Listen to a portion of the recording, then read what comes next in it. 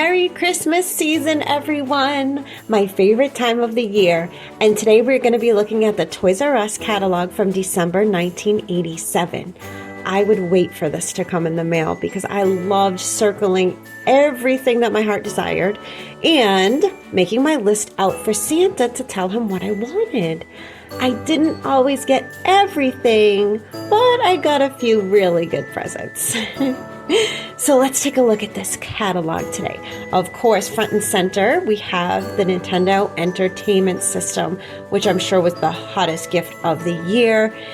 I mean, I played this thing out, you know, all the games, the accessories, everything you could get over the years. I got it all, except for the Power Glove. I was pretty salty about that one, but I'm sure that was out of price range. So, for a Nintendo Entertainment System in 1987, it was about $140, which today with inflation would make it about $394. So yeah, that tracks pretty well. But then, you know, there's also all these other add-ons, control deck for $80, so it could get pretty pricey. What else do we have? It looks like, oh my gosh, it's a cute little thing that looks like Johnny Five from Short Circuit. And then we have that little vacuum thing that like every kid had when they were really little, including myself. And over here in the bottom right is like really eyeing in on this one because we have many different types of little boppers, they're called. And I had Teddy Ruxpin, and he is $20 here, so $20 in 1987 is equal to $56 now. That was actually pretty pricey when I think about the fact that I got that, but I remember it was like a big present for me to get. This looks like the electronics page, mostly. All of those different keyboards. I used to have a Casio keyboard. They got like a little Muppets one there that's really cute, and then some tape recorders. Of course, the AM/FM stereo cassette recorder in the yellow with the handle because you took it everywhere. I had something similar to that. And then Walkman's cassette player. So that was like $40 then. So it'd be like $112 now. Woo. And then we have some other little stereo systems that definitely were out of price range for me. Didn't get any of those double cassette things or anything like that. But yeah, interesting to see the electronics here. Okay, Toys R Us was not messing around. Open till midnight. They were selling some serious toys at this time. So I see Alfie too. He's in the back, the little robot guy. He had all kinds of fun little games to play. And then that spelling starter too. These things were actually really expensive. I didn't realize that back at the time. $50 back then. That's like over $100 now. And then there's this NTV system. And it has controllers and stuff, but I've never actually heard of that one. And a lot of other cool little things like microphones and musical instruments. And this teeny tiny little computers down here. Talking WizKid does look familiar though. I either had that or knew somebody that had that. And then Atari. Oh my gosh. So this was getting a little bit older by then. I still really liked Atari. Probably is what I was playing at this time. $50, a lot cheaper than the Nintendo Entertainment System. So I'm sure that a lot of kids were still playing Atari too. Wow, this page is all about games. We've got a lot that we still play today actually on here. I see Uno, those Jeopardy and Wheel of Fortune board games. Looks like some darts. Oh, I loved Bed Bugs.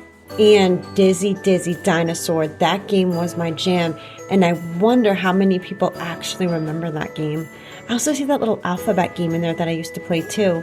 And then of course, you know, the table games that kind of like, you know, you could have maybe down in your basement or something. We used to go down and play in our basement. That was not finished basement whatsoever. We were playing on like a dirt floor, this little hockey game. But I remember that being like the big present at Christmas. Whoa, okay, I had so many of these. I already told you about Teddy Ruxpin. I don't know about this grubby character that works with him, but I guess it was like a sidekick. The pet hamster.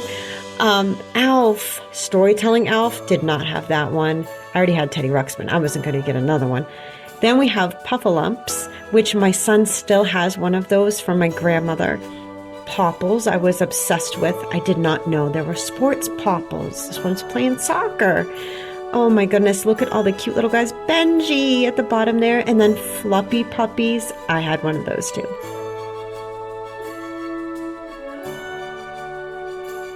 This page is all about Barbie. We have the classic My First Barbie, had that one.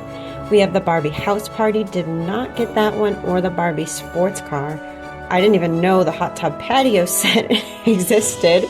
I didn't really have too many of the Barbie add-ons. They were just too expensive, especially this Barbie's Townhouse. Oh my gosh, it says offers European styling with coordinated interiors.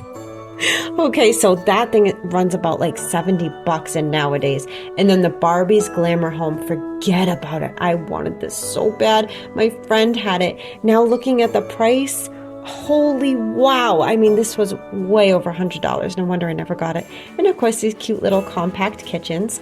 I see up here though, Mattel made this Heart family. And I don't remember them at all. I just don't think the Heart family ever really caught on. Okay, we've got some bikes and scooters here and some very expensive looking toy boxes. Then we have, ooh, My Little Ponies, like a whole My Little Pony world. I would have loved to have that. I never even saw that. And we got some pom-poms down here. I had those. And a play makeup set. Loved those all of the time. Awesome stuff here. And then we have on the next page some more bikes.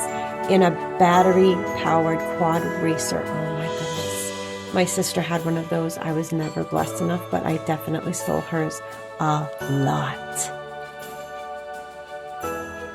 This page looks like it was geared toward younger kids.